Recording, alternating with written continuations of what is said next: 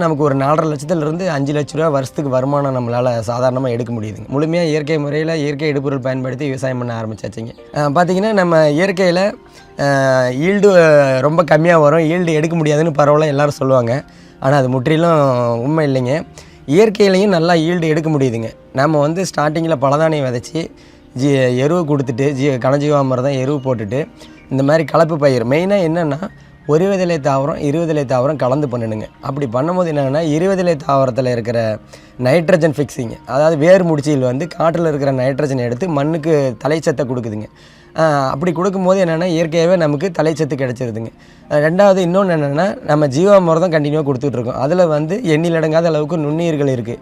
அந்த நுண்ணுயிர்கள் நமக்கு தேவையான சத்து அனைத்துமே அது மண்ணை சிதைச்சி இலைத்தலை மக்கோட சிதைச்சி நமக்கு பயிருக்கு கொடுத்துருதுங்க. அதேமாரி நமக்கு ஈல்டு குறையுது அப்படின்னா நம்ம புண்ணாக்கு பயன்படுத்திக்கலாங்க.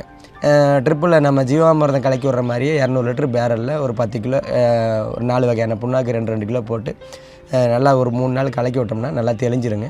அதை ட்ரிப்பில் நம்ம கொடுக்கும்போது நல்ல வளர்ச்சி இருக்குதுங்க.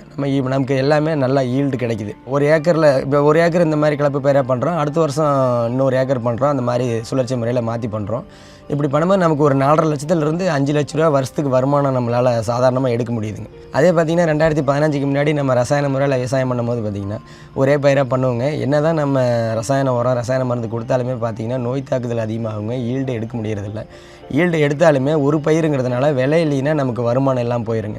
அப்படிங்கும்போது வருமானங்கிறதே சுத்தமாக இல்லாத ஒரு சூழ்நிலையில் தான் நம்ம ரசாயன முறையில் பண்ணிகிட்டு இருந்தோங்க. இப்போ பார்த்திங்கன்னா நமக்கு அந்த ஒரு விவசாயத்தில் தோல்விங்கிறதே இல்லைங்க. வருமானம் லாபகரமாக பண்ண முடியுதுங்க, எடுக்க முடியுது.